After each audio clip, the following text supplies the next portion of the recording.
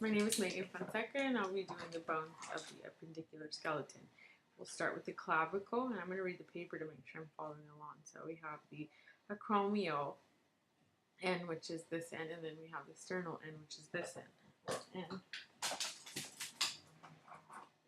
thanks to 2-year-olds, I have a separate arm, and we'll be doing the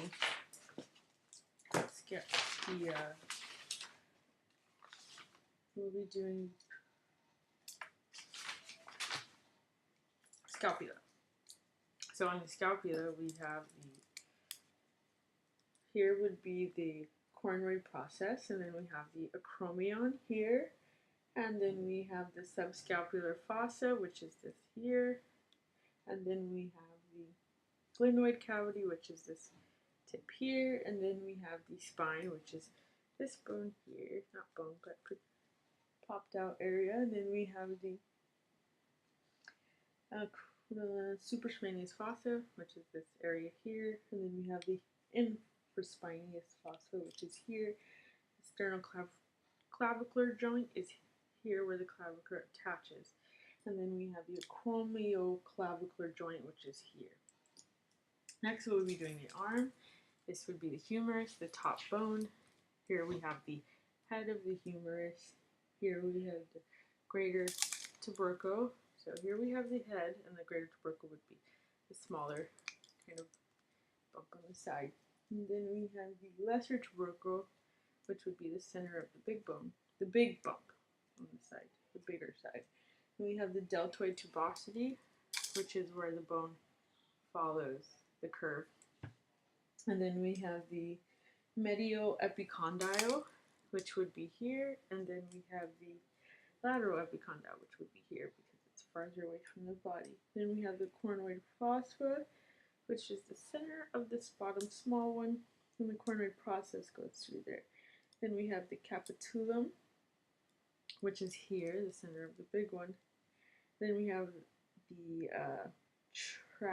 trochlea, I'm sorry, I'm saying this wrong, I know, the trochlea, which is the indent here, anterior, and the olecranon, which is the posterior, the same exact indent, but on the other side.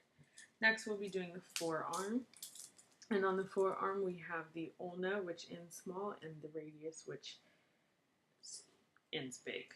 Okay, so from there, we have the olecranon, which is the top of the ulna here, and then we have the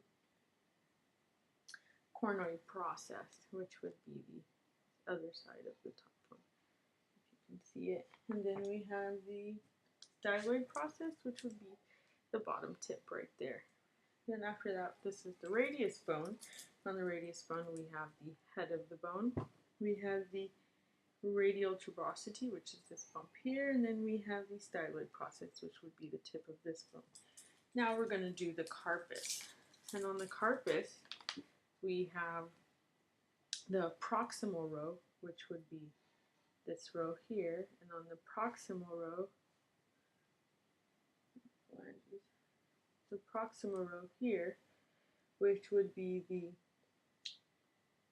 if we're doing the anterior view, we would have the scaphoid, lunette, triquetral, and the pisiform. And then if we do the distal row, which is here, we'll have the trapezium, trapezoid, capitate, and the hamatate.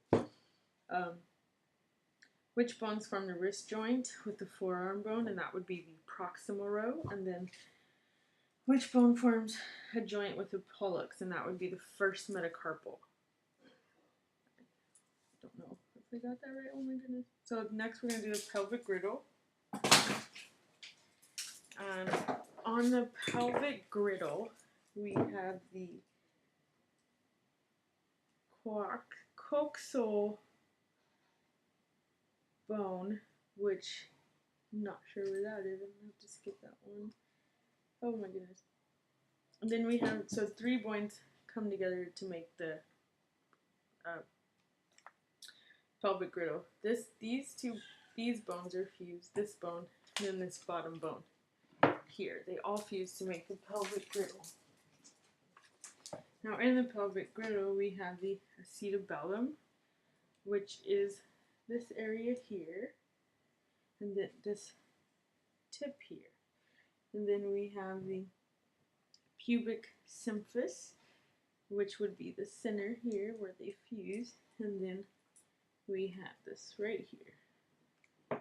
And then we have the, let's see where we are, obturator foramen, which is here. And then we have the iliac crest, which is here. And then we have the anterior superior iliac spine, which is here. Then we have the iliac fossa, which is this area here. And then we have the greater sciatic, I can't say it, but the notches, I'm not exactly sure, but I believe it's here. And the iliac tuberosity, which would be here. Next, we're going to do the femur, and the head of the femur is here. The greater trochanter would be here. The lesser trochanter would be here. The adductor tubercle, I'm sorry, this would be the tubercle, this would be the greater, this would be the lesser. The medioepicondyle would be here in this area, and the lateral epicondyle would be here in this area, right up here. The medial and lateral condyles would be medial and lateral just below the epicondyle. And the patella would be the center area here where the knee connects. Or actually this is the patella right here. I don't know if you can see it, patella. Okay, next we will do the tibia, which are the bottom bones. So the tibia and the fibula. The tibia, the middle and lateral condyles are here. The tibial tuberosity is here. And the medial malleolus, I'm not sure who that is. The proximal and distal tibiofibular joints are here and here, where the bones fuse. So proximal and distal. Next, we will do the fibula. And the fibula, where's my fibula? The fibula, the head of the fibula is here, and the lateral malleolus is here. Next, we will do the tarsus, and on the tarsus, we have the talus. And the talus is the top bone here, above the heel. And then we have the calcaneus, which is the heel bone. And then we have the cuboid. And the cuboid is this bone here. Then we have the navicular, which is here, navicular, and the medial, intermediate, and lateral cuneiform bone. So we have the medial, intermediate. I'm sorry, we have the medial, intermediate, and lateral. Oh, can't even see. The medial, intermediate, and lateral. Next we have the metatarsus, which is, I believe it's right below there, that bone right there. And then we have the phalanges, which are the top two rows of the toes, and then we also have the hallux, which is the big toe here.